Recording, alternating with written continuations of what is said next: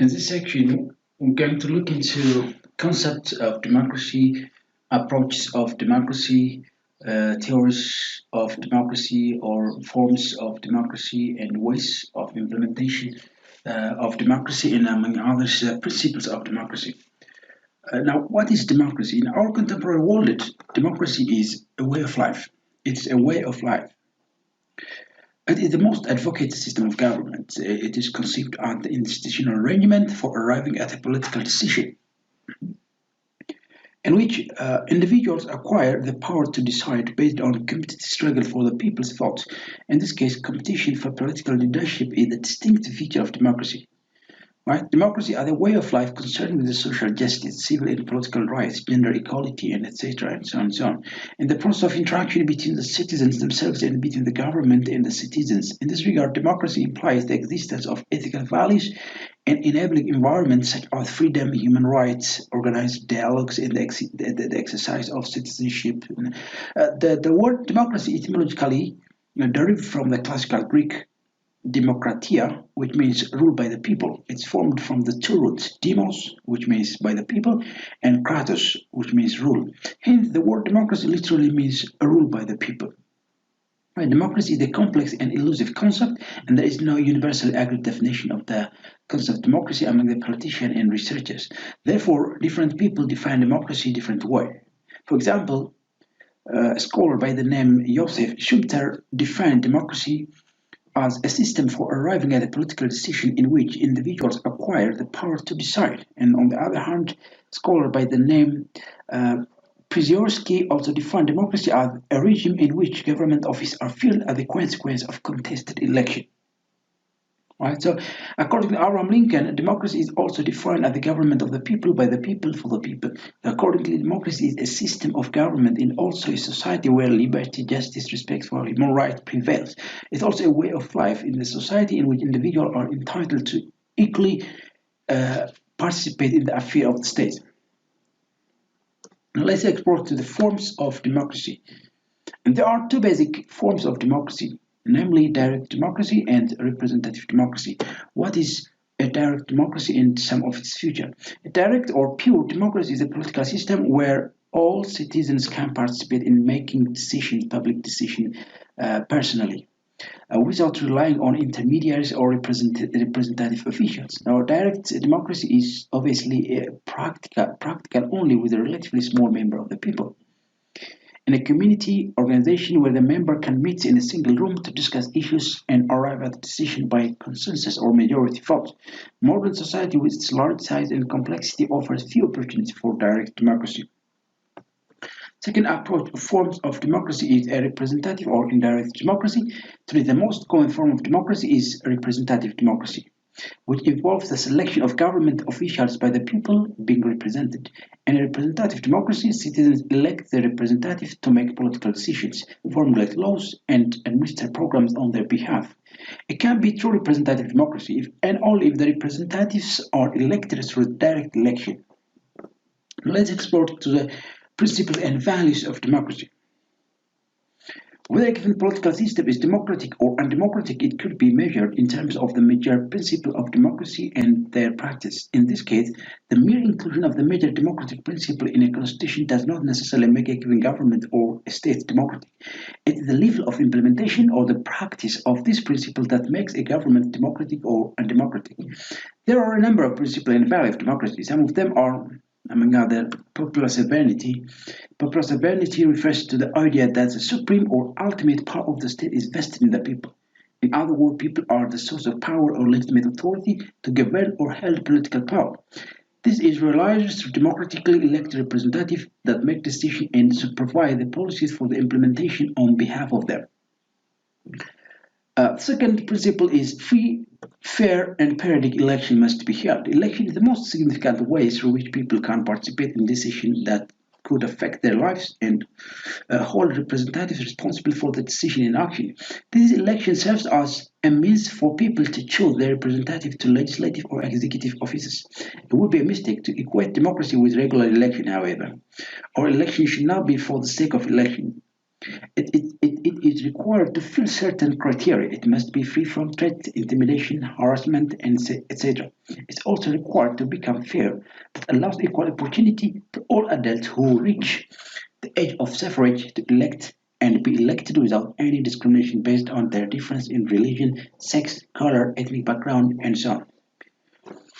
Moreover, election must be held at periodic interval, that is to be conducted in accordance with the timetable stated in the Constitution. The third principle of democracy is majority rule and minority right. Basically, democracy is the rule of the majority. The government is required to act based on the decision of the majority, but the government is also required to respect the right of the minority. The minority has also the duty to be governed by the majority. In modern society, people have different interests that have resulted in difference in viewpoint on a particular issue. When a certain point of the population make a certain decision, and the section of the society may oppose that decision. Therefore, a compromise solution to this problem is the rule of the majority and respect for the right of the minority. The fourth principle of democracy is multi-party system. Multi-party system refers to the existence of two or more than two political parties competing to hold political powers for democratic election. Political parties are a coalition of individuals seeking to control the government by contested election and winning offices. Parties tend to link the people in the government by providing some organization and information. Parties exist and compete in election in democratic political system. Therefore, the existence of political parties is crucial to make meaningful political practices because they provide voters with a policy and program choice of the developmental activity. Generally, political parties are necessary for a democratic political system, among others, in performing the following functions. The first, like, for example, reflect and advocate the political, social, economic interest of the public, or by providing political education, present alternative policy and programs for the development, control and exercise political power, and provide voters with alternative candidates for competing election. The fifth principle of democracy is human and democratic rights must be there. Democratic political systems are characterized by the recognition of human and democratic rights in which individual groups, children, women have certain basic rights which have to be protected and promoted by the government. Rule of law, most importantly, is another principle of democratic system. This is a political situation where both the government and the governed are subjected to the law. Both public officials and ordinary people abide by the and behave in accordance with the law. Officials' power is given and limited by the law, and transfer of power is also peaceful, which is conducted based on legal principles that are constituted in the law. Equality before the law can be stated as a state of being when individuals are treated impartially without their difference in terms of color, sex, political attitude, religion, background, culture, whatsoever. In this case, the concept of equality denotes that citizens are provided with equal right, privilege, and entitled to the equal protection of the law and entrusted with the equal duty of responsibility. Accountability and transparency is also another principle of democratic system. Accountability refers to the idea that elected public officials must be responsible to the electorate for their decision and action. Transparency refers to the state of being when the decision and action of the government are clear and open to the public, or it's the situation where the people have the right and opportunity to know how government policies and decisions are made. In this case, the government is required to create a situation for citizens to have access to the mass media and information. However, the government is not required to make all of its decision and action open to the public, like issues relating to the military and national security. Now, let's explore to the approach of understanding of democracy. And there are two views of understanding democracy: substantive approach and procedural approach. In this lesson, you're going to assess each of them in relation with some of the theory of democracy, like liberal democracy, economic democracy, social democracy, and developmental democracy.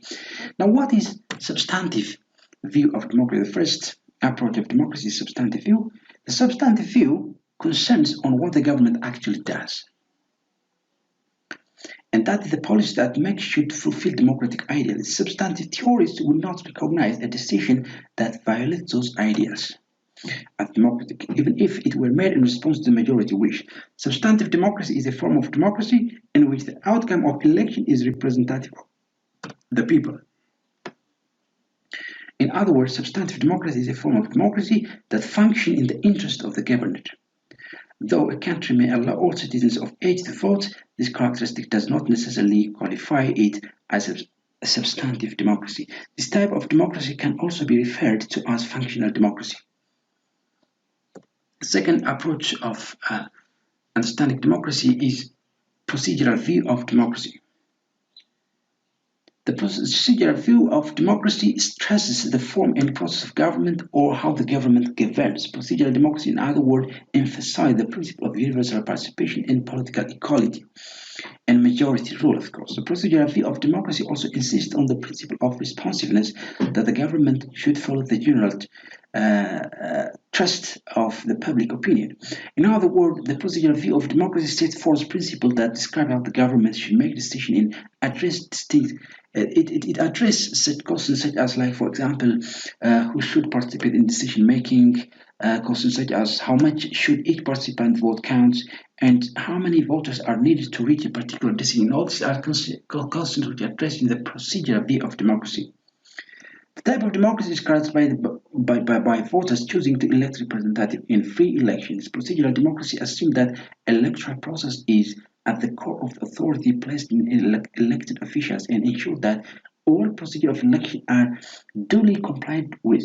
It could be described as a democracy in which only the basic structure and institutions in place. Commonly, the previously elected representatives use electoral procedures to maintain themselves in power against the common wish of the people. Thus, awkward the establishment of the full-fledged democracy. Now let's explore to the theories of democracy. Now, there are four major theories of democracy, namely liberal democracy, socialist democracy or economic democracy, social democracy, developmental democracy. Now, each of them can be categorized under a substantive approach to democracy and a procedural view of democracy. Now, in order to understand what this approach of democracy, let's explore each of them separately. Liberal concept of democracy, it advocates the principle of private enterprise and a guarantee of the basic civil and political rights.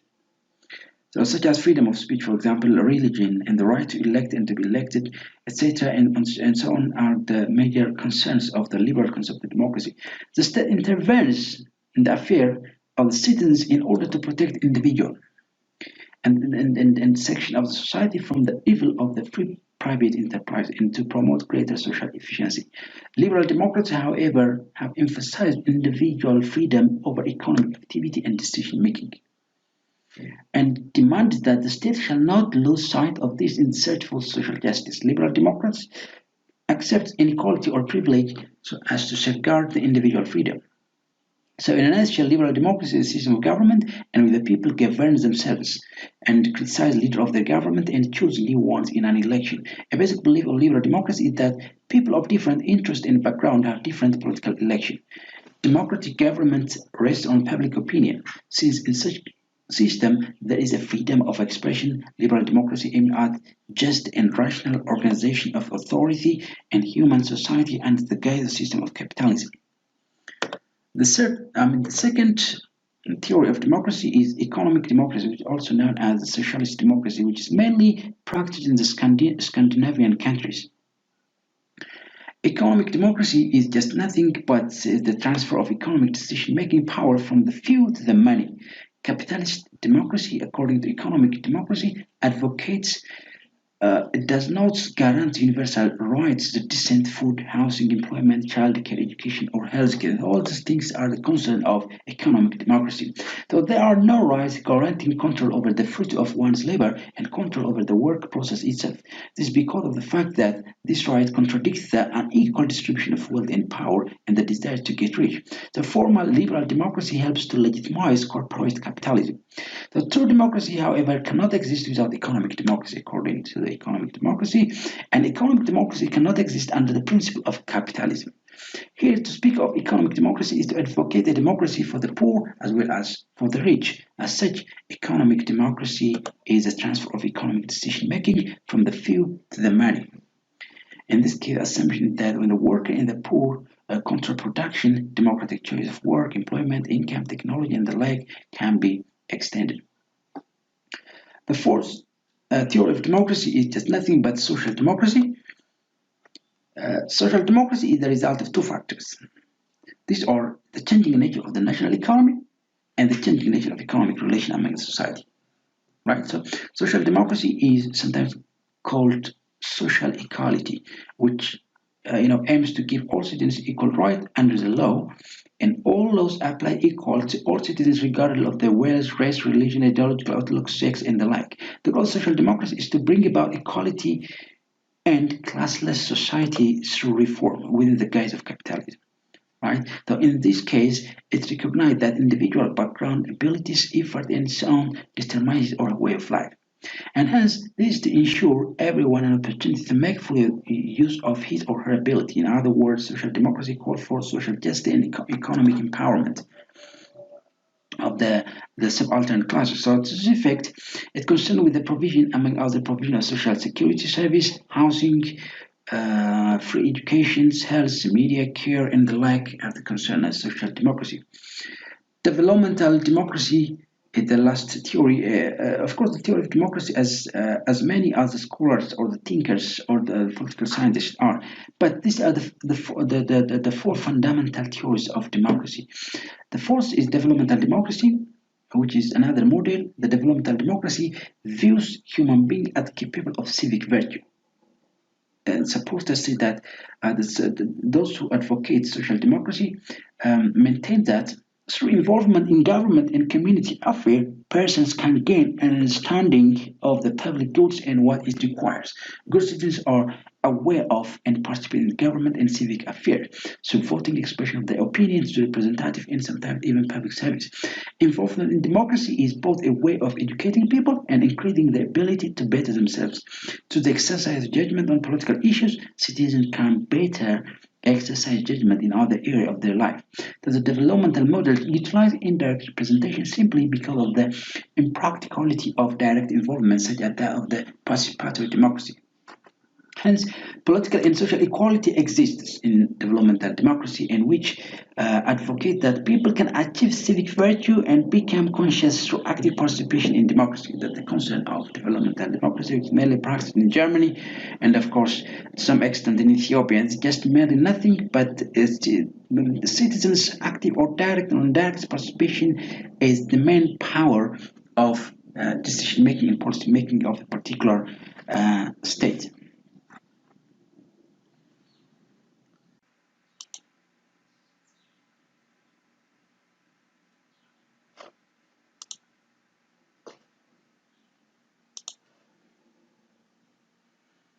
Actors in democratization process. A modern democracy has created the system of political parties, organized interest groups, and an independent media as an indispensable factor for its operation, among others. The fact behind it that the representative system arranged the mobilization of political participation by enjoining on the member of politically active people to take the mass as much as possible in confidence, either for the sake of demonstrating their faith or to justify the very legitimacy of their leadership and authority. So building up of democracy is not an overnight problem. And the process, it needs not only time, but different actors may also involved to build democracy and democratic culture. So the following are the major actors in democratization process. First is political party.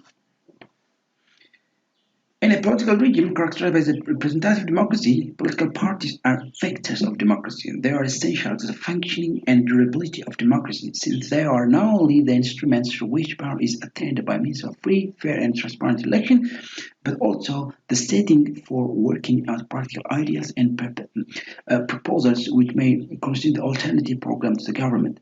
They also constitute the means through which individuals may influence public affairs, express their discontents, or support government action. Open competition between political parties in the framework of election is one of the indispensable characteristics of representative democracy. Open competition between parties contend for the management of countries' affairs is social and politically divisive factors, and the stakes are generally high for those involved in this competition. It is therefore important and is one of the conditions for democracy's survival. What a party system? Political parties or party system is very important for the democratization process. Party system refers to the number of parties and patterns of relationship among the parties within a nation. Taking into account the number of dominant or existing political parties within a state, party systems are classified into either one-party system, uh, in which ideological outlook and authoritarian in its structure. In this system, it is usually not allowed for other parties to exist and function. As such, the party and its ideology are the main determination of the governmental policy style in the very existence of the media and the interest groups and the likes, and also determined by what particular one party system. An example, Eritrea and China and most of the communist countries of Asia are characterized by the one party system. In this case, the party required that important government officials are members of the party or satellite groups and expect their behavior to conform to the policies and ideology of the state or the ruling party. Second part system is two-part system. Two-part systems are characterized by the regular alternative in office between two major dominant parties. In two-part system, although the minor parties exist, two major parties dominate government power. It's argued that the system provides the people with the choice of policies and the leaders while at the same time guaranteeing governmental stability. The device of the electoral arrangement in such system assures a majority for one party or the other, thus enabling that one will have the power to carry out its election promises. United States of America and Britain are an example of this system. Dominant party system or dominant it also can be equated with a one-party system. Dominant party system is competitive in the sense that the number of parties compete for power in the regular political popular election, but it's dominated, as the name suggests, by the single majority party that consequently enjoys prolonged period in power. Dominant party system is characterized by the weak and ineffective oppositions. Multi-party system is a system in which we have at least three or more major parties. In a multi-party system, one party rarely wins enough seats in the legislature to form laws, rules, and regulations.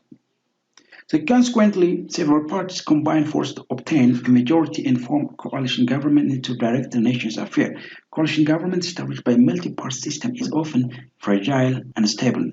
An example for multi-party system is Israel, and of course Italy to some extent. Like political parties, non-governmental associations and organizations are valuable vector of democracy.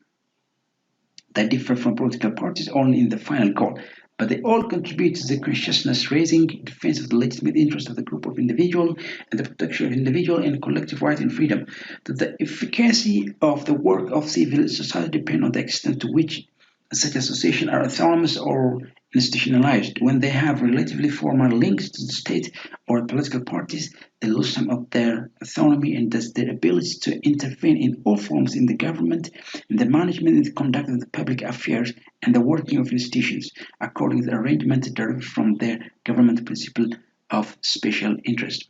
Non-governmental organizations, well-being associations, have more pronounced concerning the area of protection of human rights and humanitarian law. So such concerns urge them to intervene in the political field even if they claim to have nothing to do with politics.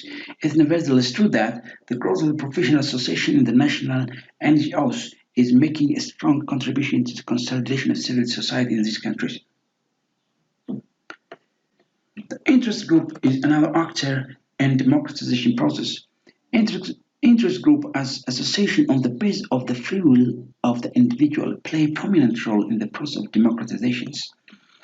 Here we'll deal with the nature of interest group and their difference in political parties, various type of interest groups and methods they employ to influence the government. Consistent with the freedom of association granted to citizens in democracy, democratic states are characterized by the emergence and operation of several kinds of interest group.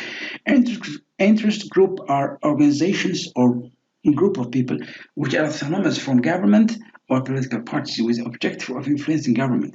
So in democracies, we find several interest groups who are attempting to promote and influence the policies of the government. In fact, interest groups are regarded as essential transmission belt between people and the government. Public opinion is the third major actor in the democratization process. Public opinion is of the crucial importance for democracy. Do you know why? Because public opinion is made up of the citizens of a specific group that reflect in their community and express their criticism, the proposal, or the agreement to influence the construction of political will. It's not possible to talk about only one, but of several public opinion because in a plural society there are always several stands. Public opinion is then a tool to control the politicians that lead the country. On the one hand, this is important for the opposition, as the latter is only potentially active in front of the government through this public opinion. Mass media. Mass media or freedom of the media is essential in democracy. The mass media refers to institution and the method of communication which can reach large number of people at the same time. It includes newspaper, television, radio, books, poster, magazine, and cinema, etc.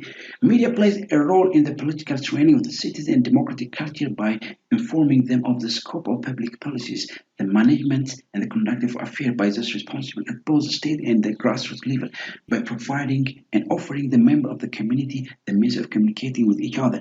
But if the media is to perform those functions, if the media is to perform those functions successfully, it must be free and independent. It must have sufficient material and human resource to deal with all the important problems of the society. The importance of mass media in the country is not dependent on the number of newspaper or the private radio and television station, but on the quality of the information they provide to the larger public.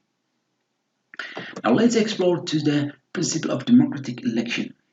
Democratic elections are free. The first principle is free and they must be equitable. When citizens have the right to choose from several candidates or parties that can run for the election without any restriction, they must be free. They must also be free to decide whether they want to use the right to vote or abstain from doing so if they prefer. Democratic elections are equitable when each citizen who can use his or her right to vote has at his or her disposal a vote when neither his or her origin nor his or her sex, language, income or possession, job, social status or class, training, religion or political conviction have any influence or whatsoever kind on the assessment of the value of his vote. In democratic election, there must be no way of knowing for which political party or for which political candidate a citizen has to vote. They are then secret. When each citizen can put his or her ballot in an envelope without having been either watched or influenced. That's what secrecy means. In the secrecy of the polling booth, and when he or she is also able in the same way to put his or her envelope into the ballot box afterward. Democratic elections are therefore public and transparent, which means, on the one hand, that each citizen has the right to attend the counting of the votes when the ballot box is open. It also means, on the other hand, that it is possible to completely follow the whole process of passage of the constituents' votes, starting from the ballot inserted into the ballot box till the final counting undertaken to establish the calculation that will eventually shut out. In addition, the requirement mentioned above, it's also important to mention election on the regular basis. It must be held on a regular basis. Everybody in that case has the possibility to know the date of the coming election and to get ready for that ahead of time. It's a way to make sure that current government is defined within the time frame and that the people have the right to remove it from office.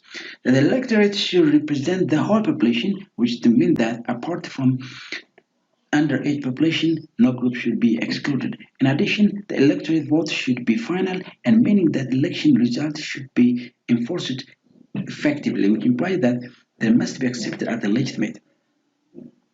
Regarding election process, there are two separate systems, namely the absolute majority votes and the proportional votes. Both have a crucial importance given the fact that they influence not only the political structure but also the formation process of the political will. To settle the choice on which polling system to adopt, one has to take into account not only the political tradition and historical situation but also social condition because those eventually may authorize only one of the two possibilities. Several parameters may be subject to some variation. The internal regulation of the party, the relation between the party, as well as the relation between the government and the parliament, according to the enforcement of either the absolute majority election system or the proportional one. An election loses its primary function if it is manipulated through the choice of polling system. It will then have a negative impact on the so-called elected organs, which will then lose their legitimacy. The absolute majority system is just nothing. The polling area is divided into as many constituencies as necessary depending on the number of seats to be assigned. Right? So the parliament, for example, so those candidates or list of candidates that can gather the majority of votes from their constituency will be assigned the seat to be filled. Right? On the other hand, the proportional system is the polling area is divided into as many constituencies as necessary depending on the number of seats to be assigned in the parliament. Those candidates or a list of candidates that can gather the majority of votes from the constituency will be assigned the seat to be filled in the parliament.